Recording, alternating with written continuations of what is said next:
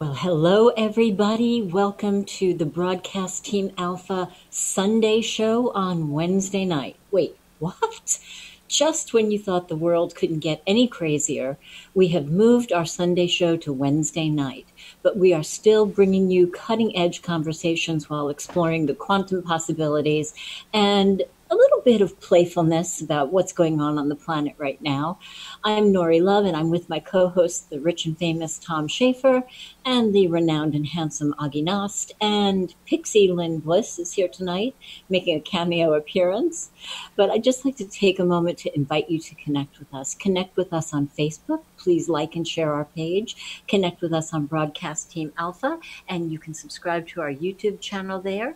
You can actually subscribe. See the subscribe button below? If you're down here on YouTube, you can just click that and you can subscribe, and you will be notified every time we have a show, since you wouldn't know that we were going to have the Sunday show on Wednesday. So without any further ado, hey guys.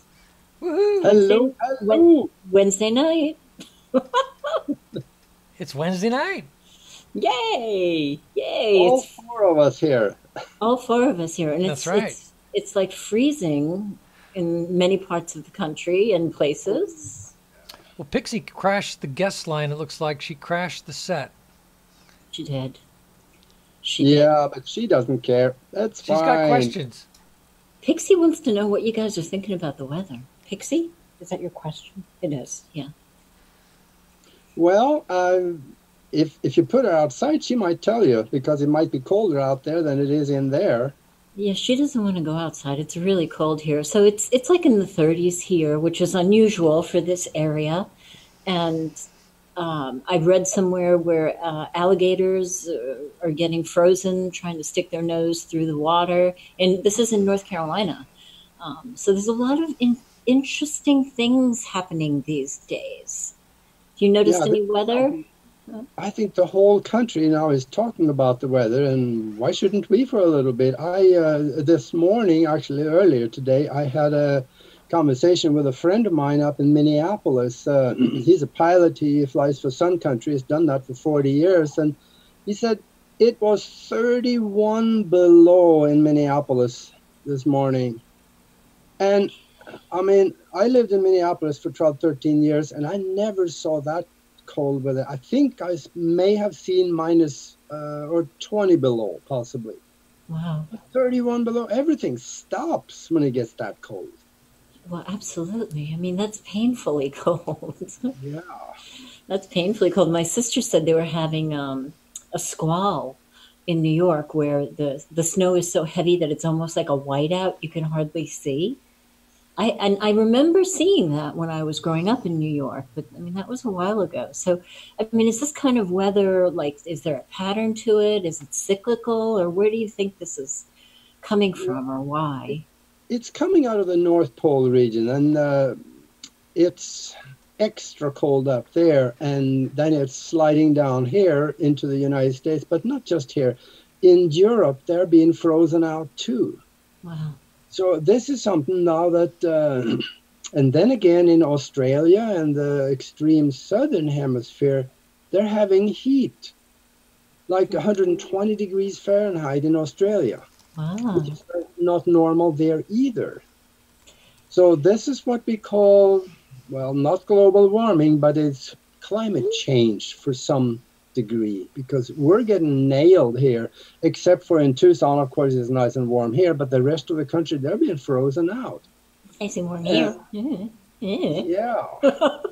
It is weird. It's like we're trying to figure out if it's, some people are just saying, well, it's just a cycle.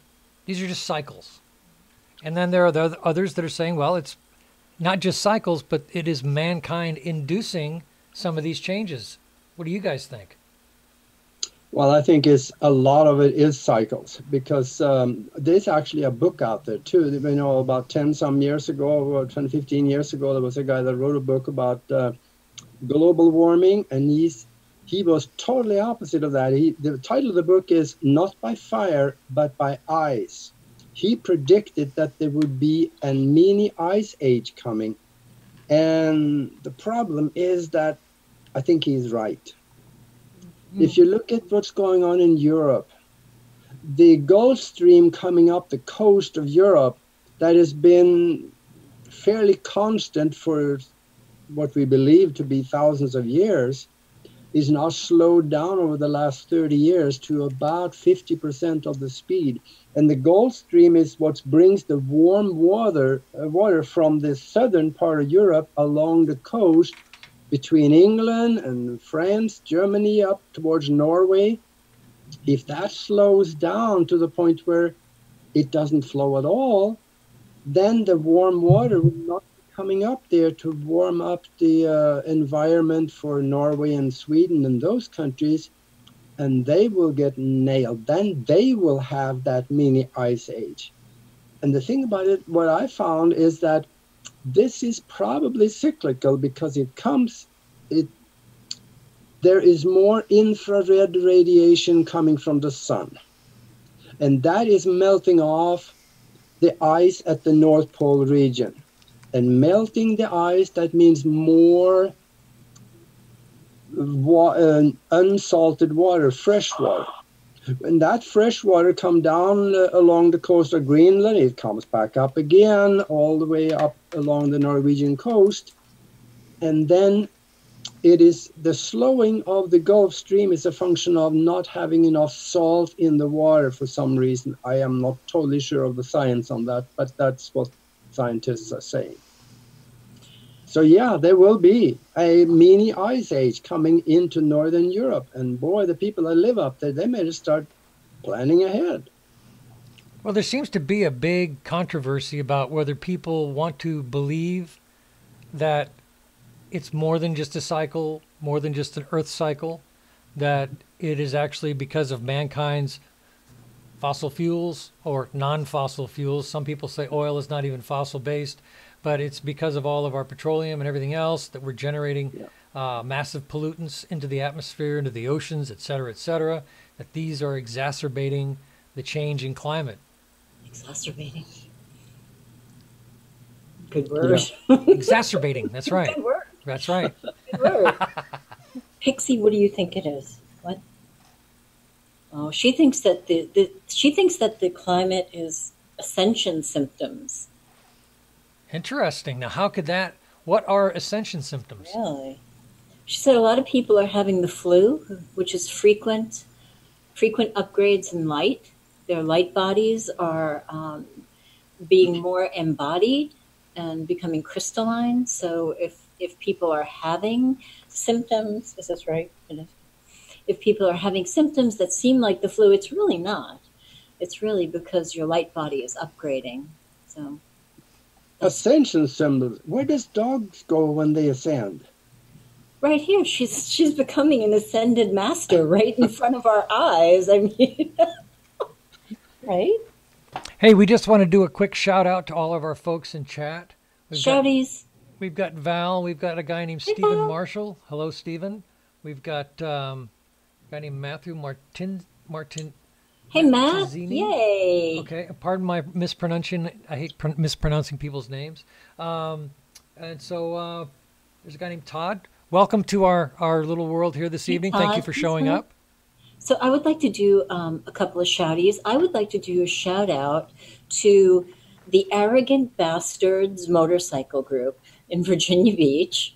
I just learned about these guys because, there's a lot of talk about the end times and a lot of things that are going on the planet.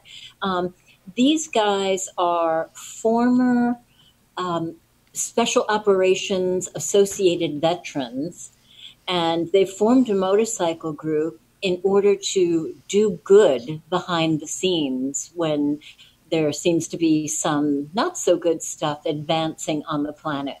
So I just had to really do a shout out to them because I'm just so impressed that, there are heroic people like that out there fighting, against darkness. I love their name. I know, right? Arrogant bastards, right? Yeah, Can't beat it. They're brilliant, yeah. Yeah, gosh, the guy that came up with the name of that one, he needs a donation. That was good.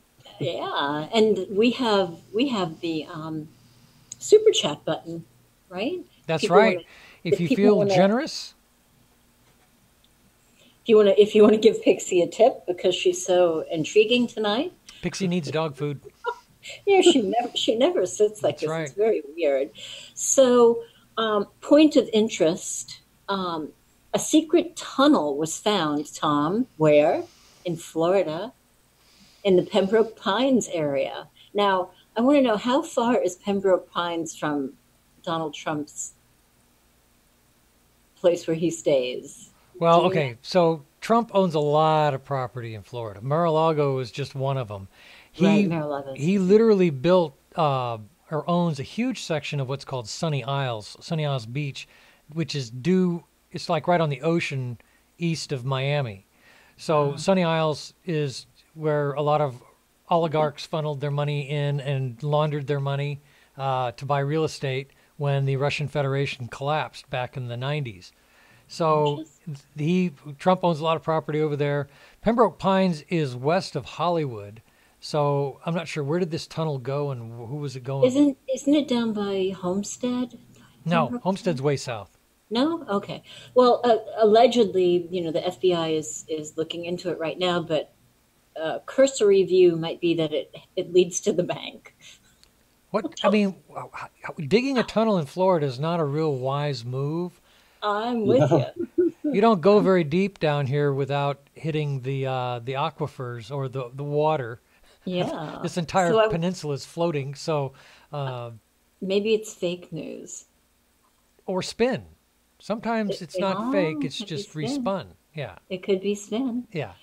Yeah. Another thing in the news was that Mick Jagger's ex-girlfriend, who's 23, was spotted with Clint Eastwood, who's 88. Okay. Things in the world are getting crazy. So I'd like to talk a little bit about, good versus evil, because that's it's a pretty popular thread right now, especially with the changing times that are going on.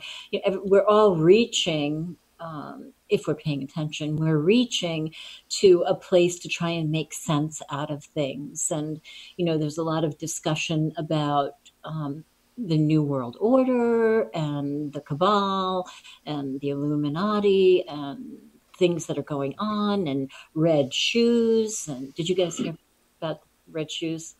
Red Shoe Diaries? No, I wish it were Red Shoe Diaries. No. So there's a group of people who wear red shoes, and the Pope was one of them, and they were allegedly made with human skin. I know. Hey. So we're talking good versus evil here. So what do you, any thoughts, any perceptions on what's going on right now? Well, there just seems to be so much information that seems to be hitting the feeds these days. It's difficult to discern what's true and what's not. I mean, exactly. I think everybody is questioning everything now, and I believe it was William Casey that said they know their job will have succeeded when everybody trusts no one, when nobody trusts anybody, and we're rapidly approaching that to where trust levels are at an all-time low, I would say, as far as to all institutions. People don't trust the media, they don't trust the press, they don't even trust the weather service. I think Casey said that when we find that everything the public believes is false, then we know our disinformation program is working. And we're just about there. We're just about there. So I have to go back to what John D'Souza said in our interview, and you can find that interview on YouTube or on our Broadcast Team Alpha Facebook page. That you have to listen to the inner quiet voice. And just tonight, I was going across Facebook feed, and Facebook is even in question right now. Oh, absolutely. Yeah. And there was this new page, right? And it started January 18th. And it was really, really racy, right? It was really racy. It was very sexy, and it was very captivating, and it had reference to the darkness, and it gave me a really bad feeling. So I had to listen to my gut and not put any energy into that. But I think it's really important. And some of us, who are awakening, right, who are becoming more sensitive, have to pay more attention to what we're feeling in our body, because like Pixie said, the light body is becoming embodied, so you will be feeling things in your body. So how do you know what the truth is, right? We have people who are called truthers, and what is the truth? The truth is relative to them. Well, and that's the thing.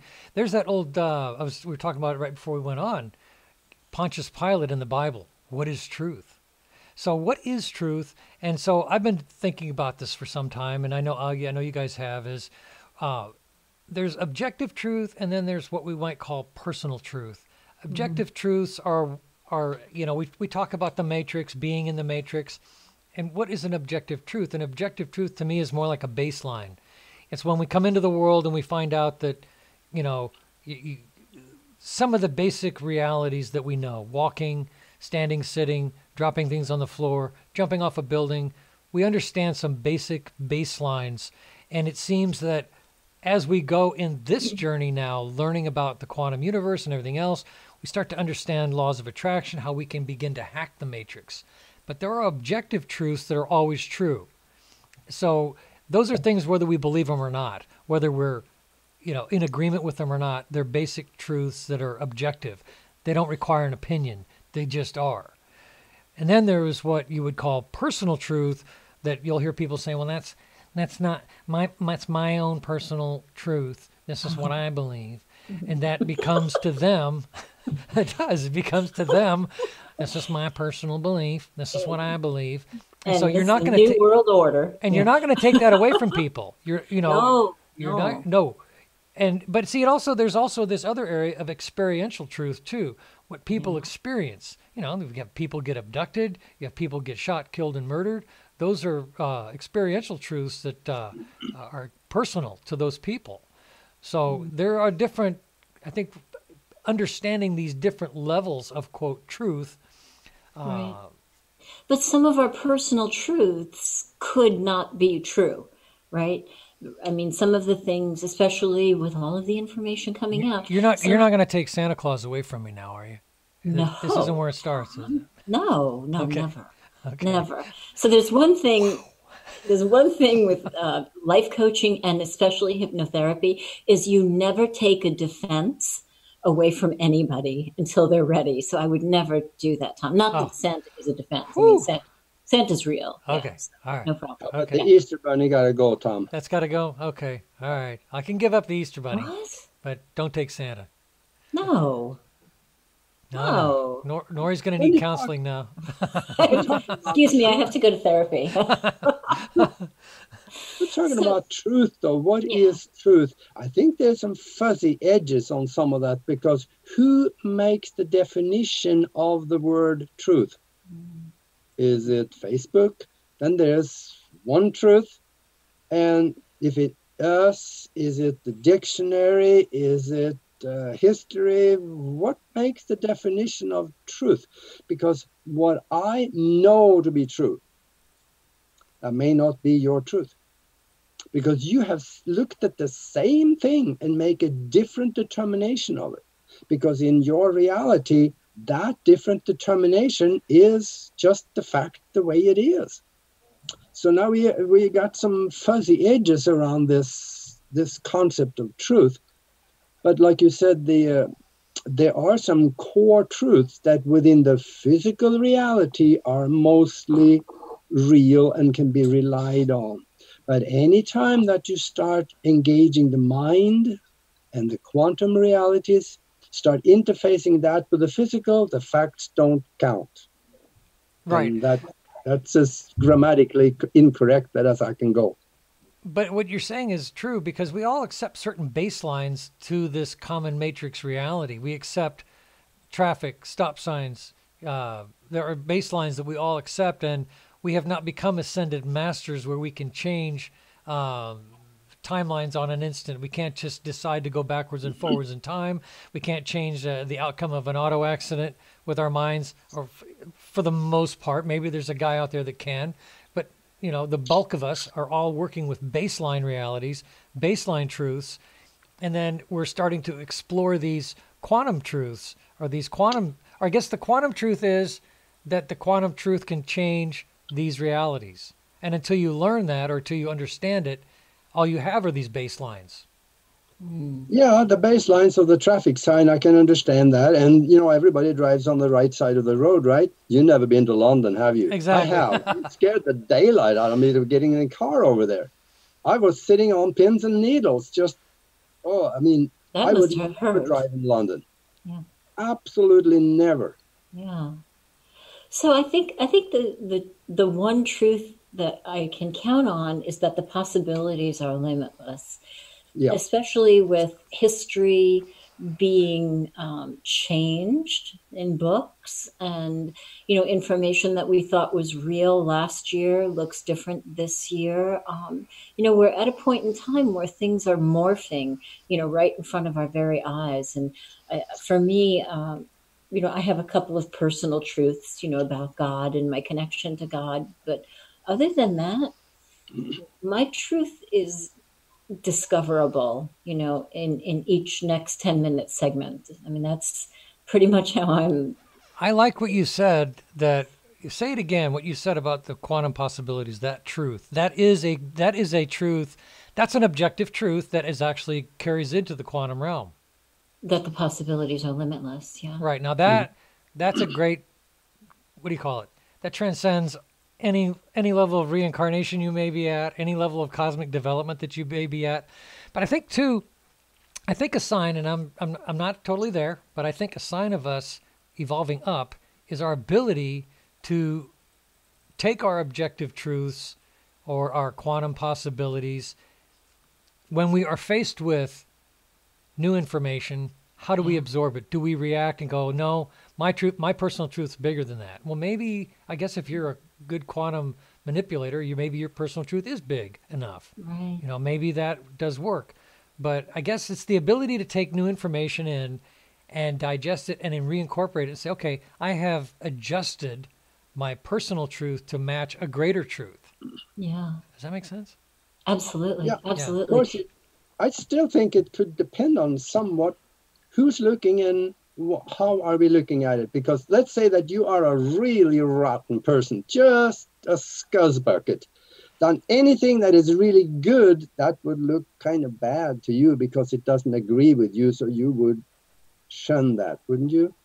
So now we got a mirror looking back at us, and there's something that is disconnected here because of the kind of person that is.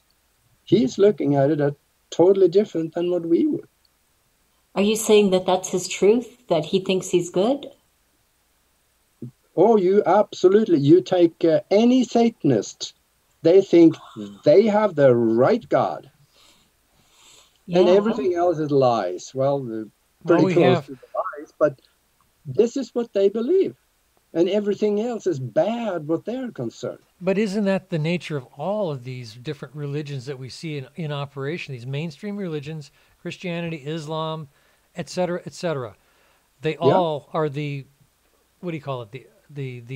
They see themselves as the objective truth. Yeah.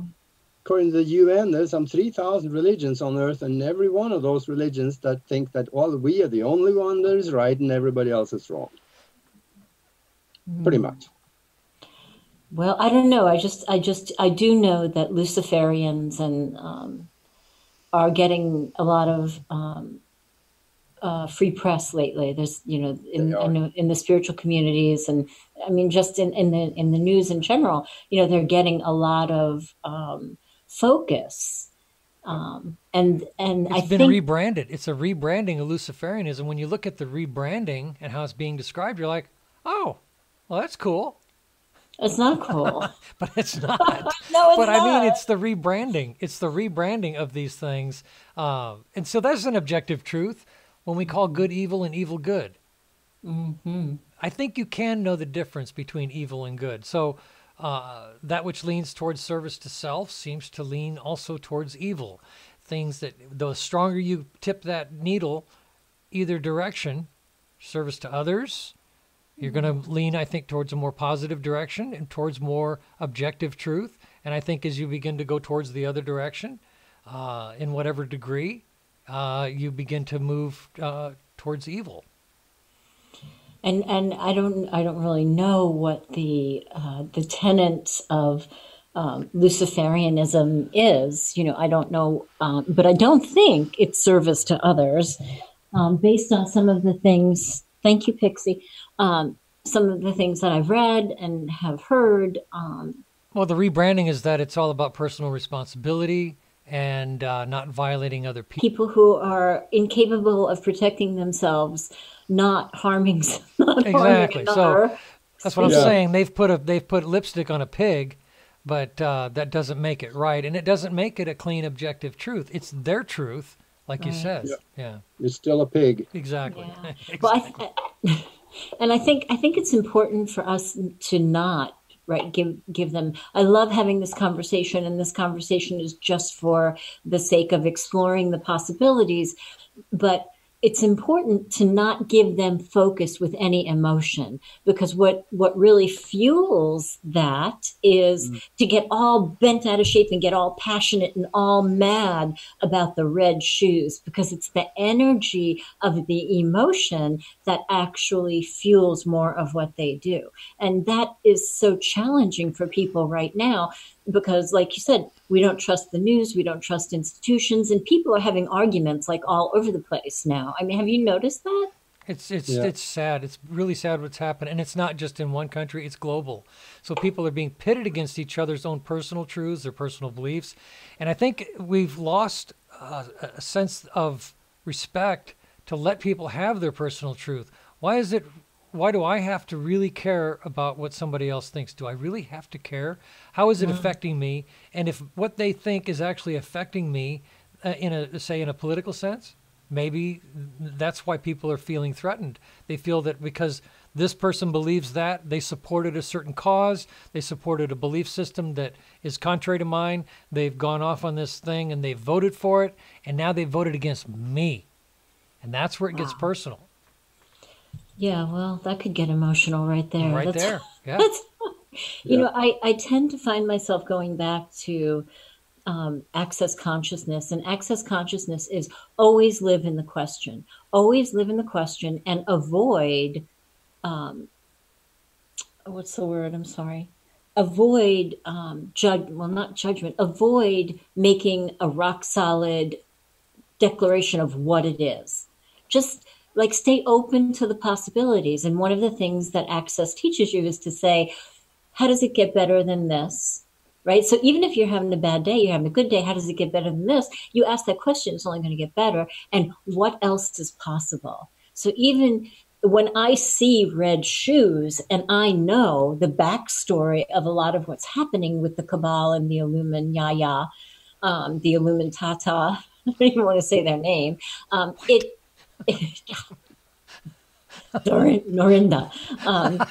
It could get me, it has gotten me really emotional, and I had to regain my balance. So when I look at that and go, okay, I know that's there, but what else is possible? Then I'm not feeding that, but I'm feeding, my connection to God, my connection to Source, my connection to all that is in that moment. And I think we need more of that and less of looking at what is really happening out there. Well, a lot of it's being fed by social media. We're being manipulated with psyops. We're being manipulated with feeds. We're being thrown these things.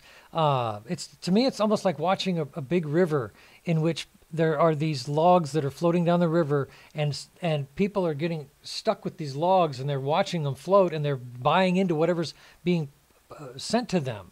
And I think by stepping back and say, okay, you know what? I got to disconnect. I just need to disconnect. You guys go ahead and have fun with that. I got to disconnect. And I think that's very important for us to step back, regain our composure, and stop making each other enemies. I think that's really important.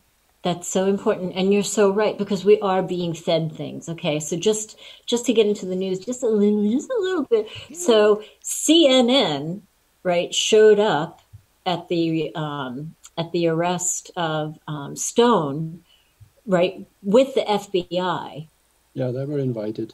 Yeah, so that's a little shady right there. So now we're being fed things about CNN to do damage control. So it's really important that we use our crystal clear discernment. And I took a bold move today, guys. And you know what? It felt amazing. I took Facebook off my phone.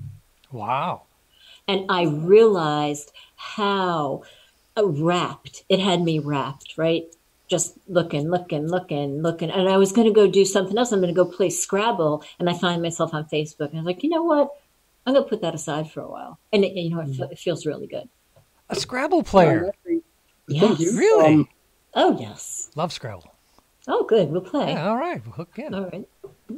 I think you, Tom, is the one that said on an earlier occasion and a few weeks back, I remember you saying that if whatever you believe makes you act unkind, you need to rethink what you believe. Absolutely. It was something to that effect. Absolutely. And you know what? That's the basis of law of attraction that I love, because people go, well, I can't monitor my thoughts every minute of the day. You don't have to. All you have to do is check in with yourself and see how you feel. If you don't feel good in any moment, you can believe or not that you're having a thought that's creating you not feeling good. So if we stay in the good feeling place in every moment, we're going to be thinking things that are good and empowering and loving and kind, or neutral. Neutral is good too, right? Do no harm. You know, we've a part of these psyops or these leadings and these tricks and these narratives that have been spun on us. You know, it's all this giant manipulative strategy to get us fighting with one another.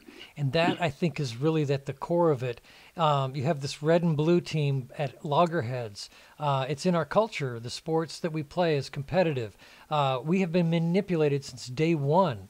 And it's really, I think it's, and I can say this, I think it really is a point of spiritual development for us to get to, that we need to stay there. We can get there in glimpses, but we really want to try to stay there as a planet to where we become so objective about what we see and hear that we don't have to let it matter to us. Why does, you know, and maybe I can, like you said, you touched on a little bit. Why does the marriage status of two people matter to me, and how does it affect my bank account? It does not. What does that matter? What does the celebrity net worth of Matt Damon matter to me? It does not affect my bank account. What is the celebrity affairs of any celebrity out there? Why do we need to care about that? Why does that?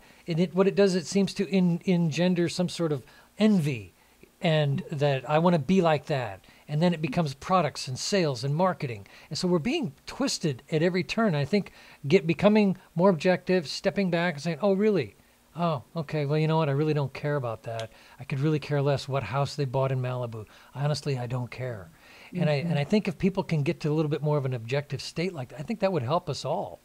I love the word objective. I love that word objective. And, you know, even in nursing, we would look for subjective symptoms, right? The symptoms that the patient would tell us they're feeling.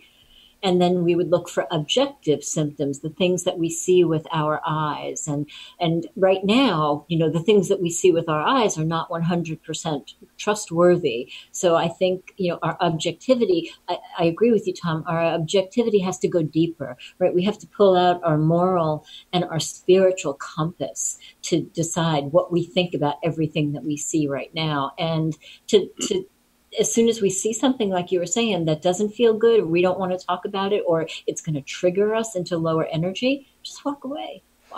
And that's why I love that we have friends that are like-minded, and we can all hang out together, and then we avoid those other things. But I think a higher state of maturity is that we go ahead and have a conversation with people who disagree with us in an agreeable manner. That to me is a really, it does take some effort sometimes, but take your political enemies on for a little bit and just have a conversation. Okay, what is it and why is it you believe that? Okay, and let them say their piece. Okay, let me tell you why I believe what I believe. Have a civil conversation about the things you disagree with, and allow a little humor.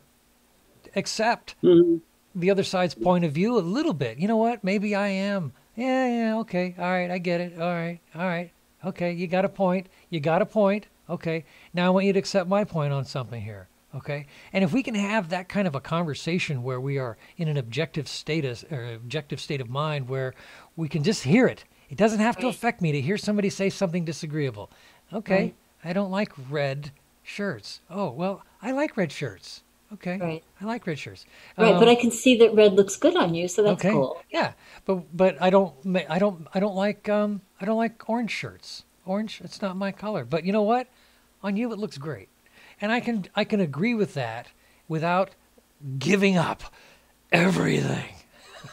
Right. Yeah, and that doesn't mean that we have to judge them. Correct. We can use discernment, though, and that's something that we really should do in our associations. You know, sometimes when you meet somebody that you've never talked to them before or met them before, you can, when you get up close, you feel their vibration, and you can have in 2 minutes, the first impression is formed. And boy, oh boy, is that hard to get over later on, even if it turns out to be different. But that 2 minutes is critical.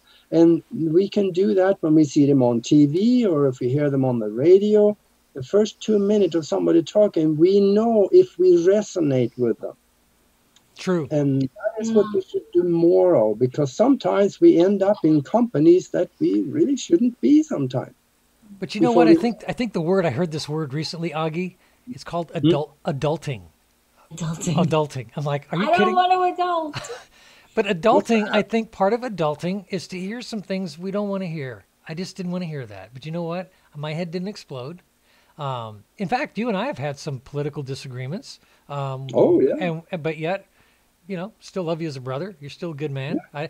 I know that you want to do a lot of good on this planet. I look at that greater, the totality of it, so that I see that guy. I see the guy that wants to do good. We start looking for the good in those people we might have thought were enemies. And what you said was that initial impression sometimes lasts longer than it should. We should be willing to readjust, be ready. It's like somebody taught me once, be ready to forgive. A mentor said to me, I can't wait to forgive you. I cannot wait to forgive you. And so I think that's something we need to go towards. And Tom, I love what you're saying. And if we go back to what you were saying before about personal truths, if we really look, right, if we peel back the layers and we look at what's going on, right, with, let's say, a political disagreement, what the disagreement is about the personal truth that we're defending inside. Exactly. Right? We don't have to defend it. We can just acknowledge the other side. We don't have to make ourselves right or wrong or good or bad. We can just acknowledge. We don't have to buy into what they're saying, but to just be open and to hear, right? All we really want to do is be heard. And we don't have to make the other person wrong. What you just said was so key. Where we don't want to be made wrong, we don't need to make them wrong. Absolutely. Yeah. But sometimes we're just flat wrong. What if there was no right and wrong? A lot of times. What if there was no right and wrong? Then you're getting into relativism. So that's where it kind of gets muddy, is into relativism. So not really. That's why I'm saying there are some baselines that we can get towards that we could agree on. And isn't that the best thing about moving beyond the war, personal wars or political wars or verbal wars, moving beyond that, trying to find the baselines where we do have common ground, I think is important. So... and I just want to do a shout out right here to Pete Santilli and Deb Jordan on YouTube. Pete Santilli and Deb Jordan, they are blazing a new trail on YouTube, and they may look like they lean to one political side, but if you really just hang around to listen, you'll see that they are uniters. They are bringing people together for the basis of the truth. They are uncovering some of the disinformation so that we can all look objectively at really what's happening. So I just really want to give a shout out to them, because the work that they're doing is just right on time. And are we going to talk about... Yes, we are. I want to go make my jaloba. Okay, so what I was going to lead into that was, You just talked about people you felt that were leading with what they were doing to bring greater cohesiveness. And I'm not really familiar with those channels, so I'll have to sit and go, oh, okay, I've never heard of this. We'll check it out. We thought we might spice things up a little bit by doing a look at something that's kind of a favorite topic of mine, which is science fiction. It's science fiction. New seasons of Orville and Star Trek Discovery have just launched this month. And so we're going to take a look at the Orville. The Orville. It's so funny. It is. It's great. It's one of my favorite shows now because Seth MacFarland, here was a guy that, he did Family Guy and he did some other stuff. And it just seems so weird. Like, what is this guy doing? He's putting his reputation on the line for this Star Trek like TV show. And I think he's knocked one out of the park. I think this guy has really done a great job with this TV show. And so we're going to look at a little bit. He has actually done what you were talking about, Nori. He has actually taken it to this step where he's incorporating some of these lessons, if you will, into a science fiction TV show. I love it. What was one of the things that stood out for you? Oh my gosh. Well, I loved the Jaloba, but I'll wait because I know there are other things that would better lead up to it. So, Tom, do you want to just lay the framework for what the show is? Sure. But supposedly this TV show takes us into the same kind of future that Star Trek has gone into. It's like 2400, the year 2400 or whatever. And so you have this life in the future on starships and going to other planets. It's no different really than Star Trek. They have their own spacecraft and they're traveling around the galaxy or galaxies or wherever it is they're going. They live in this futuristic society. They have all the same toys that Star Trek had. But I have to give MacFarland credit. He touches on social issues more than just the tech and the ray guns and the blowing things up and warp and technology. He goes into these social constructs. For example, the whole thing starts off with the captain, Seth MacFarland, of his is starting a new job as a captain of this exploration starship, and he doesn't have an XO to help command the ship, and he winds up with his ex-wife. And so they're exploring this whole dynamic of what would it be like if you're the captain and your executive officer, your second in command, is your ex-wife, and she cheated on you. Yeah, with an alien, with an ET. Yeah, who was Rob Lowe, by the way. That guy, that blue ET, that's Rob Lowe. No way. Yes, it's Rob Lowe. Yeah. Interesting on many levels, but I'm not judging. Yeah, so they explore all these crazy ideas. Their enemy in this show is this race of ETs that you can tell the hidden the subtle implication is that they believe that their way is the only way. They believe that people who don't worship their God should be killed. Now, what does that sound like? Sounds amazingly similar to a very unpopular religion on this planet. Yeah. So I really think that we all think about ways in which we can impact humanity. I want to save the world. Don't we all want to save the world? Well, MacFarland, in his own way, he's storytelling, and he's giving these allegories, and he's giving these examples, and I think he's providing some very good fodder for conversation, or he's seeding the thoughts out there of looking at common problems that we're experiencing in this time zone, in this time frame. He's touching on all these elements in the future, and adds an element of fun to it. Well, and I love the interpersonal relationship part of it. I love the relationship dynamics that goes on right with the captain and his ex-wife. And so she decided she was going to date the teacher, right, in one episode that we saw. And she wanted to invite him to a character's Jaloba, right? What is that character? Do you know his name? Boris. Boris. Okay, yeah, so Boris. He's the ET, and he's kind of the Worf equivalent from Star Trek Next Generation, the very stoic, difficult, no sense of humor guy, Yeah.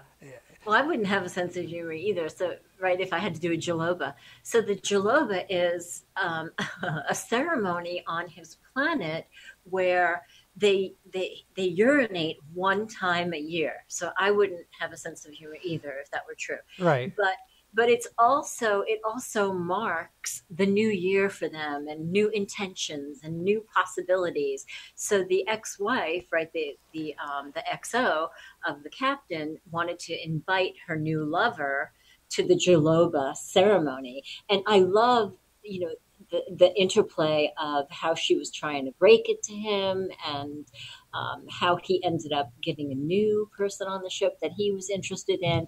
And I love the Jaloba scene, right? Everybody's standing so reverently, right? And Boris is, on the cliff, right, doing his Jaloba. Right. And for somebody who's not very animated, in the most subtle way, you could feel what he was feeling. And it was so funny. Well, what's funny too is, like, for example, you'll see in one of the scenes that, they have the replicators. They can order up anything they want. And they're always getting drinks out of them. They're always getting mixed drinks out of them. They're always, it's great. Mm-hmm. A little bit more of a human side to that kind of a future than what we saw in Star Trek. A little bit more the sardonic humor, Seth MacFarland. In fact, this slide that I have up right now, they're confronting their alien, their enemy, and the guy is slightly off screen. Okay, he's slightly off to the edge of the screen. Because can you move over a little bit? This is the guy that's getting ready to blow him up, and then they introduce into that whole conversation. They start talking to this enemy about their marriage problems. But the replicas on this show gave me greater insight into what the replicas could really do, because you could go to the replicator, excuse me, and get a sunny day on the beach to go on a date into, right? I had no idea that you could do that. Oh, well, that's the same thing as the holodeck on Star Trek. Very cool. I noticed too that when it comes to present day humans compared to humans in the 24th century, there isn't all that much difference. We have the same likes and dislikes. We have the same prejudices, or maybe what they have, and they have the same problems. And it is a lot of similarity. And I think it would be that way in the 24th century, though totally different. What I really liked in one of the movies, the kids are the same. These three kids, they got into the replicator, took the face off of it, and they hotwired it. So they were able to replicate themselves a bottle of booze, and they ran off into somewhere and they got drunk. I mean, what is different than me having a moonshine still on the farm back in Norway and making my own booze? That's just same thing. Same thing. Yep. So that's what happened. Yeah. Yeah, so I love that, because it makes it real for we who are viewing it, right? Some parts of it are so out there, but some parts of it are so real that you can kind of blend the two, like blending the right and left side of your brain, if you will. Yeah. Yeah. And it's a TV show. It's pop science fiction. They wind up going and meeting other races on other planets, and everybody's speaking English. There's no translator. There's no problem. It's almost as if you can tell the writer said, okay, yeah. We know they need translators, but you know what? We're just going to get on with the story. Everybody's going to speak English, and that's just how it's going to be. Forget about it. It's pop science fiction. But at the same time, they do a really good job with a lot of the storytelling. The graphics are good. They take you on these little journeys, and on some of these. And there's been a few episodes I'm like, okay. But overall, I would recommend it to anybody to give it a whirl. And I highly recommend it. And I would not have watched this if it were not for you, Tom. If this were not homework for the show, I wouldn't have watched it. But now you've made me a sci-fi lover, because if anywhere, my belief that the possibilities are limitless is alive, it's in these shows.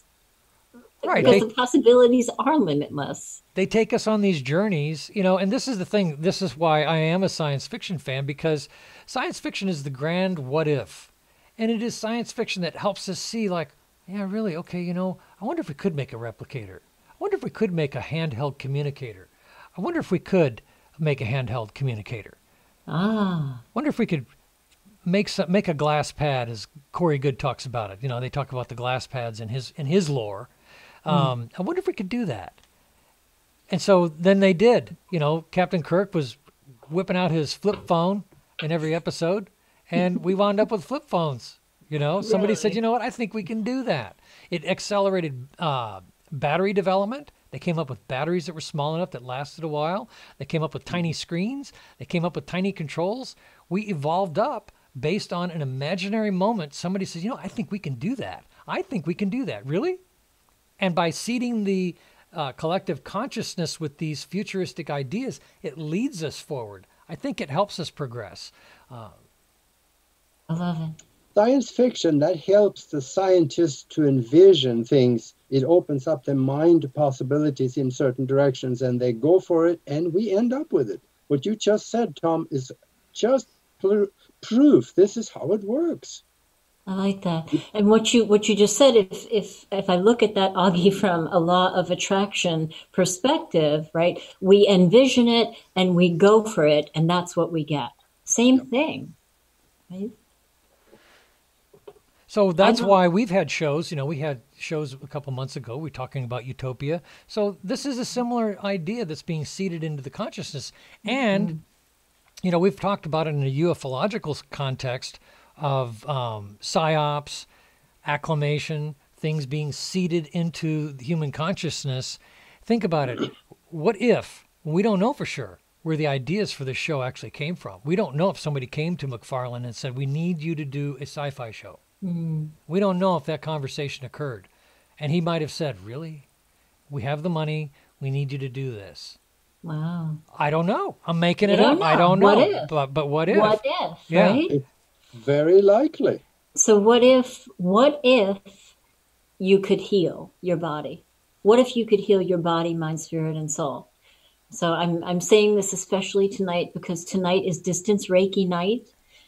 If you would like Distance Reiki, you can go to the Reiki Temple on Facebook. It's my Facebook page, and you can like the post, and you will be included in the Reiki Distance healing for tonight.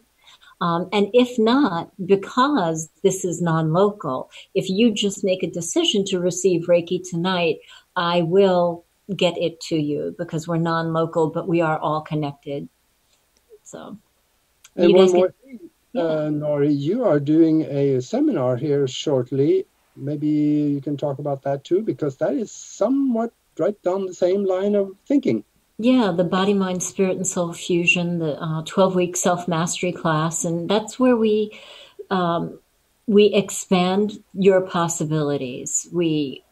Whatever it is that you want to shift in your life, whatever it is you want to shift about you in your life, whatever you think might be a roadblock, whatever has held you back before, we are going to take a look at those things. If you're feeling really whipped around by all of the things that are happening right now, this is a great place to come and ground. So it's filled with practical wisdom. It's filled with law of attraction. It's filled with hypnotherapy.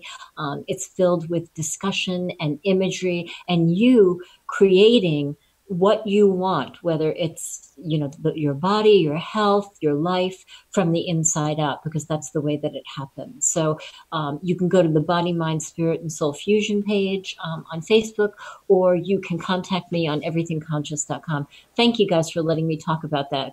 Yeah, that was so important because I got a snitch on you. I went through the last one that you did and I loved it. Yeah, you're a good, really, participant. I learned a lot from you there. Oh, I appreciate that. I learned a lot too. Yeah, from having you. Well, it all fits in. I mean, it all fits in. It's all about opening your mind to what's possible. And even if it does sound a little crazy and it does sound a little bit out there, science is telling us, we've been saying this numerous times on this show, science is showing us that all the quantum possibilities are there. We just have to say, okay, we have to stop saying, yeah, but. And it's opening. See, but what if? But what? So, okay, so let's just look at the thing that goes, well, yeah, but, right? Well, yeah, but. How do we feel when we say, but yeah, but, right? And then if we say, well, what if? What if it were true? What if? I mean, there's so much freedom in that energy. Mm-hmm. That energy is so much lighter and unrestricted. Yeah, it opens up for possibilities. And, within the quantum possibilities, the facts don't count. Right. That goes back to what we were saying about personal truth. So you can shift your personal truth. If you find out your personal truth hasn't been working for you, like, okay, we'll get rid of that one. Yeah. Time for a trade-in. Trading this one in for a model with a radio. That's right. My favorite phrase on Ancient Aliens is, it's almost like I almost want to make a drinking game out of it. It's like every time that one narrator says, "What if it were true?" And then they always comes back with ancient astronaut theorists say yes. So what if it were true? So what do you take a shot of vodka then? Yeah, if that makes you happy, yeah. And you know what? That's something else we've been learning too, is enjoying life, not to excess. There's an old phrase I learned growing up, was all things in moderation, which just means balance. Just balance. Maybe a shot of vodka from time to time is not a bad thing. Maybe a cigar from time to time. Maybe going out on the town. Maybe spending money on something frivolous. We can't always be locked up in a super serious state of trying to attain spirituality, and then we miss just enjoying life. Yeah, of course. Then again, maybe your name was Jane Mansfield, and she said that there is no such thing as too much of a good thing. Okay.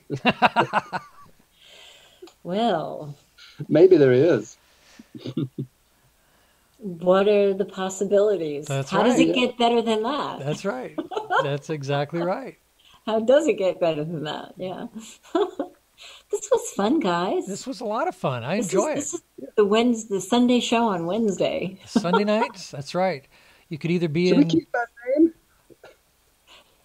Yeah, the Sunday show on Wednesday. Yeah, that'd be good. Yeah, we'll keep it until we get some suggestions from the audience, and your suggestions matter, and your suggestions or what you might want to see about topics matter to us. If you would like to see us do some interviews on the Sunday show on Wednesday night, and then that's at 8 p.m. Eastern, 5 p.m. Pacific, we want to hear from you. So please contact us at broadcastteamalpha.com.